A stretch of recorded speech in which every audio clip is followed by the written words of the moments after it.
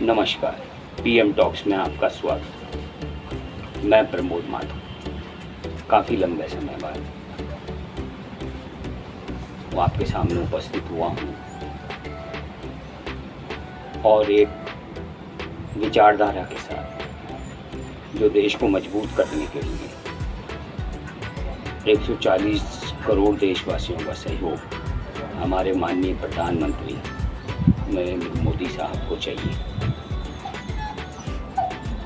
हर तरीके से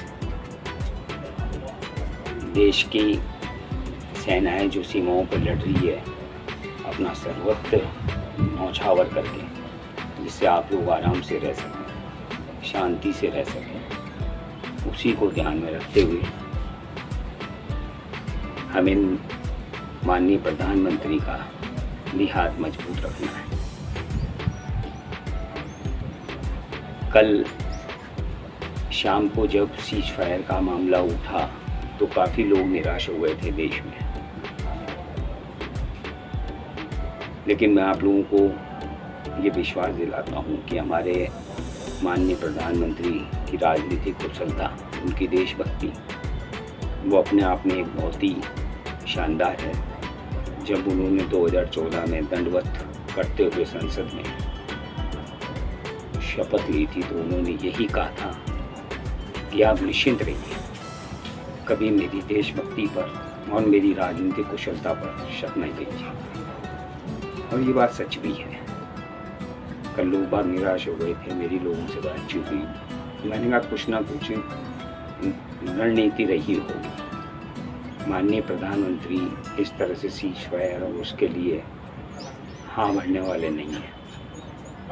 और आज उनका स्पष्ट स्टेटमेंट आ गया है। कल DGMO, director general military operation की कल मीटिंग है और उन्होंने साफ कह दिया है कि अब हमारे ऊपर गोली आएगी तो हम गोला फेंकेंगे और किसी भी शर्तों पर बात नहीं होगी, पानी चालू नहीं होगा और वीज़ा का मैटर एज इट इज रहेगा।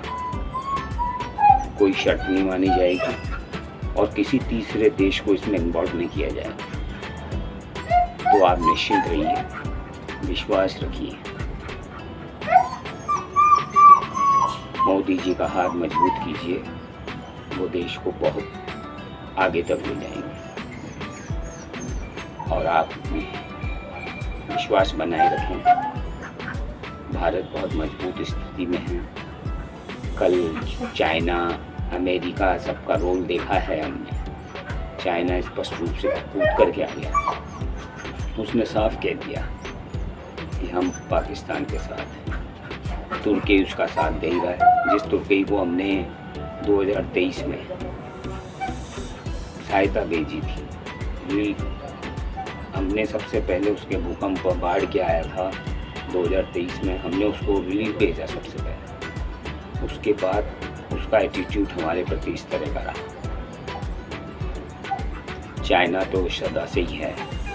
89 के अंदर जॉर्ज फर्नांडिस ने ये बात कही थी कि हमें हमारी रक्षा तैयारियां पाकिस्तान वगैरह को नहीं, चाइना को देख करके तैयार करनी चाहिए। और हमें देश का ऐसा प्रधानमंत्री मिला है जो इसरो अग्रसर है। मेक इन इंडिया, आपके अपने हाथ मजबूत होते हैं तो आप आगे बढ़ते हैं, किसी की तरफ देखने की ज़रूरत नहीं पड़ती है। कौन अमेरिका, कौन क्या, आप खुद सबको सुलझाने में सक्षम होते हैं। उसी तरह से हमें ये ध्यान रखना चाहिए कि हमें रशिया से हमें चाइना से भी निपटना है और हमें सबकी चीज़ देखनी है। तो आप निश्चिंत रहिए, कल DGMO की मीटिंग में आपको एक दबंग और सॉलिड जवाब मिलेगा। मैं आपसे इस दरमियान 2-3 बार मिलता रहूँगा, जल्दी ही मिलूँगा, क्योंकि सेंसिटिव मौका है। और आप लोग मोदी जी पर विश्वास कीजिए, हमें विश्वास है। मोदी जी हैं, अमित शाह हैं, योगी जी हैं, राजनाथ सिंह जी हैं, तो वो एक शानदार टीम है। डोभाल साहब हैं, विदेश सचिव हैं, विदेश सचिव साहब हैं, अपने विदेश मंत्री हैं। तो आप निश्चिंत रहिए, आपको बहुत ही शानदार परिणाम मिलेंगे और बहुत आप दबाव महसूस नहीं करेंगे। जो चीज़ कल लोगों में निराशा के रूप में आ गई थी, उस निराशा के बादलों को छाट लीजिए।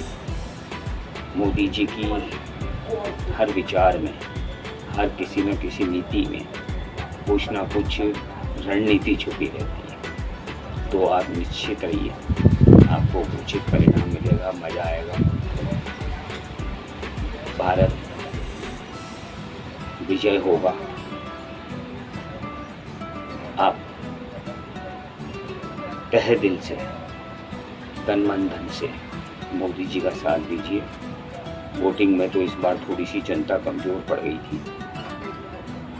30 करोड़ लोग मोदी जी को वोट देने नहीं गए। यही अगर 400 सीटें मोदी जी की होती तो और करिश्माई काम होता। खैर चलिए, नेक्स्ट टाइम ध्यान रखिएगा। मोदी जी लगे हुए हैं, आप उनका सहयोग कीजिए